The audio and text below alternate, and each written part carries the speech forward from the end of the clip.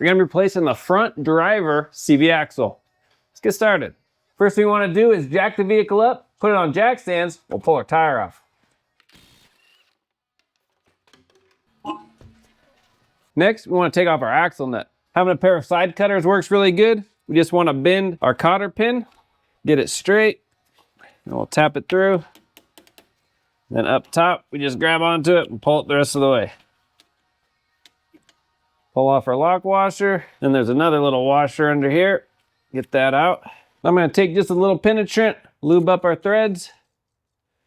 And our axle nut is a 32 millimeter. I'm gonna be using an impact. If you don't own an impact, you could take a screwdriver, put it in the fins of your rotor, and that'll lock it in place. These tend to come out pretty nice. Let's give it a shot. Let's take a magnet to get that other washer. There we go. We'll tap on our CV axle, make sure it can slide out of our wheel hub. Perfect. Now we know it can move freely. Let's take off our strut. 21 millimeter.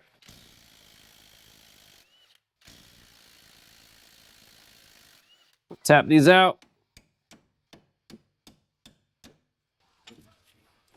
Just gonna punch this out real quick. There we go. Let me back you up. I'm gonna turn the wheel all the way to the left and the CV axle will come out the front. I wanna get our strut a little more out of the way. There we go. And we'll just tap on it, pop it through. And a little more. There we go. Got it. Now it's free to come out this side. Let's separate it from our transmission. Hopefully the camera's picking it up, but right here there's a little lip on our CV axle. We'll put a pry bar right there and pry out, and that'll separate it from our transmission. Let me find a good spot for you. This bottom one doesn't have enough grip on it, but the side one, I can grip. Give it a little tap.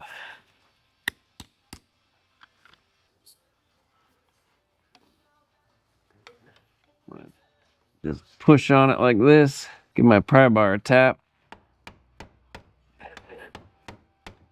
There we go. Get it just a little more. Oh, leaking a little tranny fluid. All right, let's pull it out.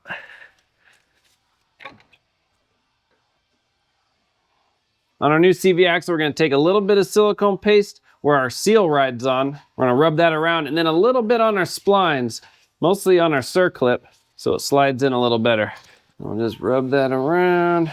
Okay, perfect. Now we'll just slide it through. Nice and easy. Get our splines to line up. Once it's set in most of the way, we'll just take a little hammer, tap on it, and set that circlip. Perfect, that's it. Take this off. I'm gonna get a little anti-seize. We'll put that on our splines. Just a little. We don't want it on our threads, just on our splines. This will help it come out in the future if we need it to. Rub that around. Wipe it off our hands. We don't want to get this on our brake rotor if we can help it. We'll aim this in.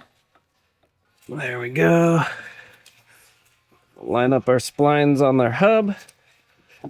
Perfect. We got our threads coming out the front. Let me move you around a little. We're gonna reuse our old washer, put that on, then our nut. And suck it down. We'll torque that in a little bit. Let's put our strut back on. Let me straighten out the wheel real quick. Straighten our strut back out.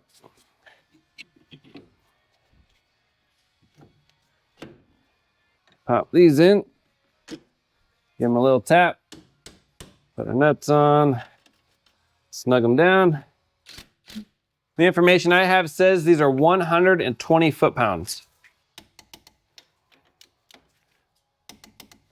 To torque our spindle nut, I'll use a screwdriver, put it in the fins. That'll hold it for me. And this is 180 foot-pounds. My torque wrench only goes to 150 foot-pounds, so we'll start there and then give it a little extra. 150, and then a little more. Perfect. We'll put our lock ring on it. We can move our lock ring around until it lines up with our cotter pin. Put a new cotter pin in. Bend it over. That is it. Good job. All in all, not too many steps. The hardest part will be getting it out of the transmission. For that, you'll need a punch or a pry bar that you can get on that little lip and knock it out. And that's it. You're gonna leak a little transmission fluid, so have a catch pan underneath, and then a little extra fluid just to top it back off. I hope your repair goes well. I have links in the description for all the parts and tools used. If you have any questions, comments, post down below. We'll see you on the next one.